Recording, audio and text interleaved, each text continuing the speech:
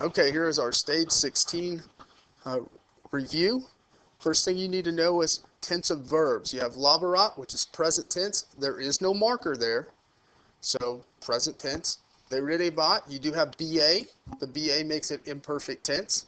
Interfecurant, there is no marker here, so it is perfect. And then demiserant, which is pluperfect. Quickly, if there is no marker, you're going to have present tense. For example, amont. There is no marker here, it's just present tense. You do have one, like ama, wit. There is no marker here, but there is a clue. That V is a clue that tells me that it's perfect tense. There's not always a clue for the perfect tense, but a lot of times there are. Okay, BA is the imperfect tense, so I have ama, ba. I do have a marker. That ba is a marker, and then I have my ending. I have amav, and then I have ERA. That is a marker. That is the pluperfect. So make sure that you can determine what tense a word is. You're also going to have to translate verbs. For example, you have consentitis, that's you plural agree, and you have possu erant, they had put. Going back to this, if I have the BA, that's going to be was or were for my translation normally, and then the pluperfect is going to be had. Translation for the present is just present tense, is, am, are, was, or is or am or are. For the perfect, we can use the ed form or the has or did. We can use any of those. Make sure that you remember that O is I, S is you, T is he, she, or it, moose is we, tis is you plural, and nt is they.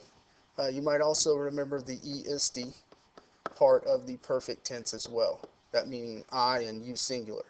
Because you will get the T in the third person singular, he, she, or it. You'll still get the moose, and you'll still get the TIS, and you'll still get the NT. Even though they look a little different, they still have those same endings.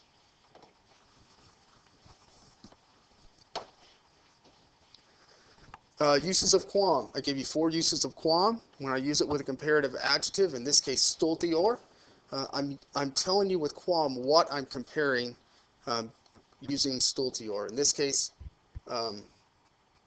he is more foolish than, see the bold there? That's how I'm translating the quam. He is more foolish than I.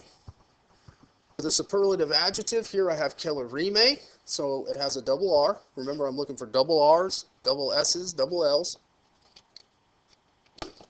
When I get quam plus that superlative right here, quam celerime, I'm going to use it as blank as possible. In this case, celer means quick. I use as quickly as possible. Again, the bold is how I'm translating the quam there. With an exclamatory sentence, usually quam will begin the clause. Quam stultus es, how foolish you are. You need 2 things here. You need that how, and you also need that exclamation point to make it an exclamatory sentence. Quam is a relative. The key to this one is to look at the word before the quam. In this case, metella. Metella is singular, it is feminine. Therefore, I can use quam possibly as a relative. If there's not a singular feminine word before quam, it's not a relative. Adjective forms, we have 3 types. We have positive form like stultus. So look that in the back of the book, it'll say stultus, that's the positive form, the normal form. If I add an IOR, I get more foolish. That's a comparative. If I add that double S, stultissimus, I get most foolish. Remember, we can get double R's and double L's sometimes for that superlative. Quod, being used as because or which. I think the best way to explain this is to look at the word before the quote. If it is a verb, more than likely it's going to be because. If it is a neuter noun, more than likely it's going to be a relative. For example, signum quod rex dedit condita erat. Signum is right before quod. Signum is singular, it is neuter, followed by quod, so I'm going to go with the relative. In the next sentence, we have rex signum, that should be signum. Rex signum dedit, quod ursum videra volebat. In this case, I look right before the quote, I have a verb. So quote is probably going to be translated as because. So the first sentence, the sign which the king gave was clear. In the second sentence, the sign, the king gave the sign because he wanted to see the bear. If there's a verb before the quote, probably going to be a conjunction because. Use of relatives, especially with agreement with their antecedent. Here I have Rex, Uanum, blank, Fabros, Serwawit, Ad Alam, in Witawit. You're going to select between qui, quai, quod, quim, whatever. You're going to have to choose which word goes in that blank. You do that by looking at Uanum. You determine that it is masculine and it is singular. So my choices are going to be qui or quim. Now, I told you guys to just look at the clause, the blank Fabros Serwawit, and pretend that you're using Uanum in that sentence. I already have Fabros, so I have an accusative. If I'm using Uanum in here, I'm going to have to use it as a nominative. So I would choose qui, and I would not use quim. Let's look at this real quickly. Well, we had a quiz over this.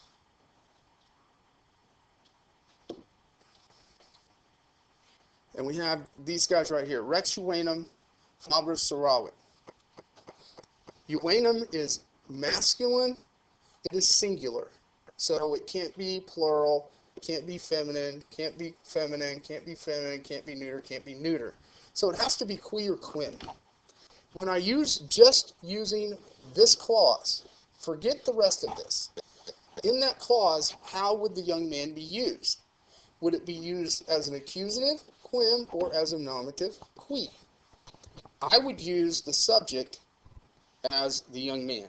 So I would choose qui as my answer.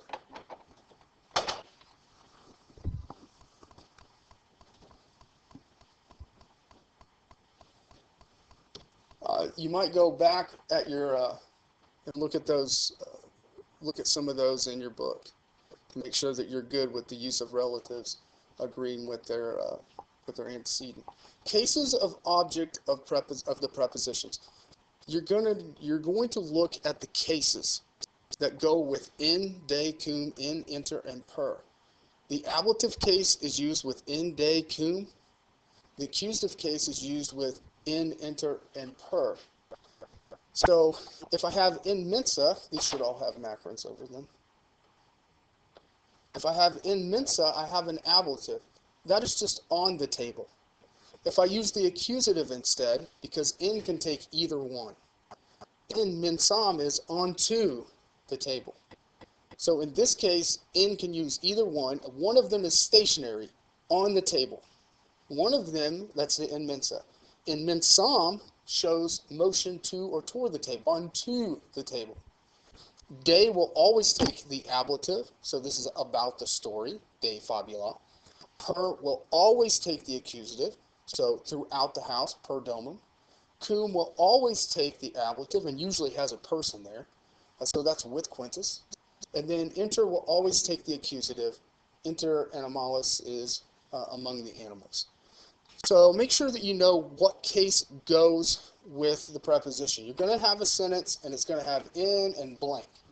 And you're going to have to decide whether it's on the table or onto the table. You're going to have a sentence that has de and a blank. And you're going to have to choose between de fabula and de fabulam. You better choose fabula because de only takes the ablative.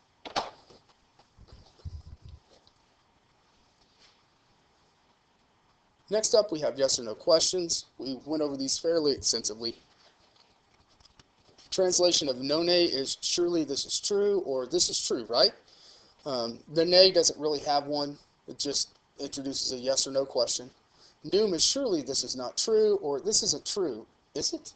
And that's how we ask those in English anyway, so we should be in good shape with those. These questions right here give you a really good chance to pick up some easy points on your test. Against whom did Vespasian hold his military campaign? Remember, he struggled against the Durotrigus. What was the original site on which Fishbourne palace was constructed. It used to be a military post or a military depot. Who might have built the Fishbourne Palace? Well, it was possibly built by Cogidubnus. He would have been the person living in there. He could possibly have been the person had built. What flower dominates the paths around the Fishbourne Palace? Roses. There are roses everywhere. Romans love roses, by the way. What did the underground piping allow for? Fountains. So they had all that underground piping, all the water going through, so that allowed for fountains. What was the center? What was in the center of the layout? It was a garden. That's pretty consistent with most Roman architecture. A garden would be the center of one of these palaces. From where did the craftsmen come? Well, Italy, of course. Romans sent the Italian craftsmen to build. When did the building of the palace begin? Consider, please, when the story that we're reading is taking place. It's after Christ, so it'll be AD, and it's around 70. That's when it starts. 72, we have explosion. So this is actually 75 AD is when the palace was built. Storyline. Very important that you know the storyline of what we read. You might go back and kind of skim over some of those translations that we had. What happened after the boat race? This is where Polemachus comes in. He's being mocked by everybody. Even the slaves are mocking him. Quietly, but they're still mocking him. Where has Quintus been? Well, he started from Pompeii, sailed across the Mediterranean with Clemens. They landed first in Greece and then went on to Egypt, and now they somehow have made it to Britain. Not sure how that happened. What happened at the palace? Well, at the palace, that's where the whole handling of the bear incident happened. Polemachus says, okay, Dumnorix, I bet you that you won't handle this bear, and then the whole story happens after that. What was Dumnorix's reaction? What was his reaction to the bear? Well, it didn't intimidate him. We thought it would. That was the outward appearance was very calm. The inward appearance was very calm. So Polemachus, right off the bat, is kind of his plan's kind of he's kind of failing, because Dumnorix does not seem to be intimidated at all. Who saved the king from the bear? That would be Quintus. Remember, when all this is happening, Dumnorix tries to jump on the bear's back with his knee. He tries to jump on the bear's back, save the king, fails. Quintus picks up a spear and pierces the bear. So that's what ends up happening. Who saved the king? That'd be Quintus. Oh, and by the way, the interesting part, and this is for future reference, Saulius just watches the bear attack. He doesn't really do anything.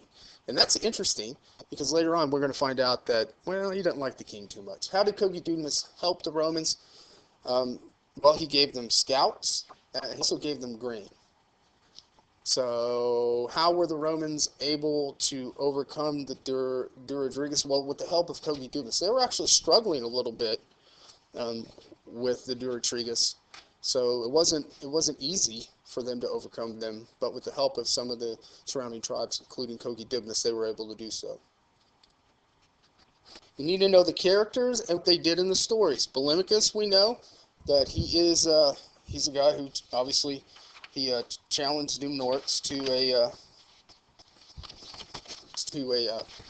handle the bear as a punishment for beating him in that naval race. You have Clemens. He basically, along with Quintus, survived Pompeii and has kind of traveled around with Quintus.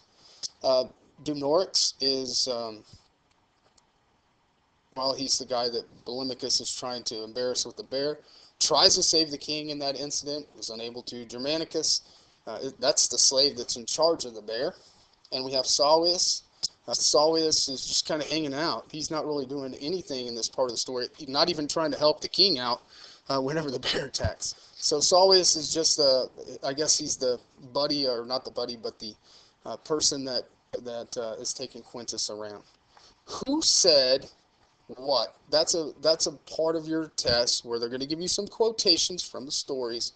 For example, and the example like this, Romanos explorates data. You're going to have to, or data.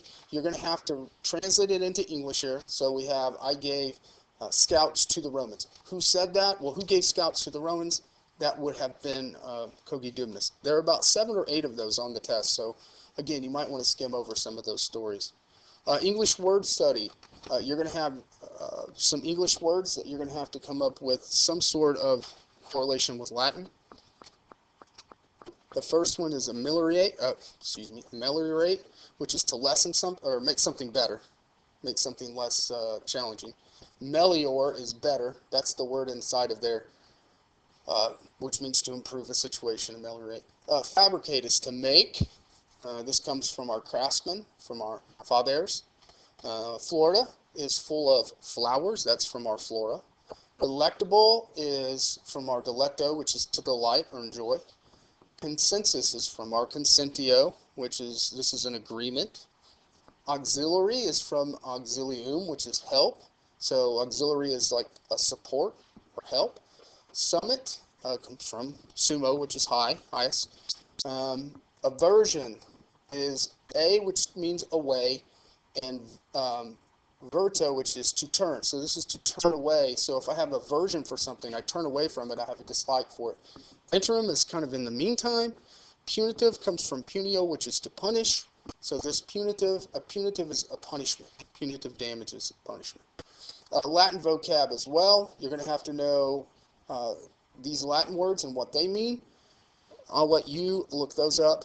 And that's the end of our review. Make sure that you go back and look at some of those stories so that you do well on the quotations. Good luck, and I'll see you tomorrow.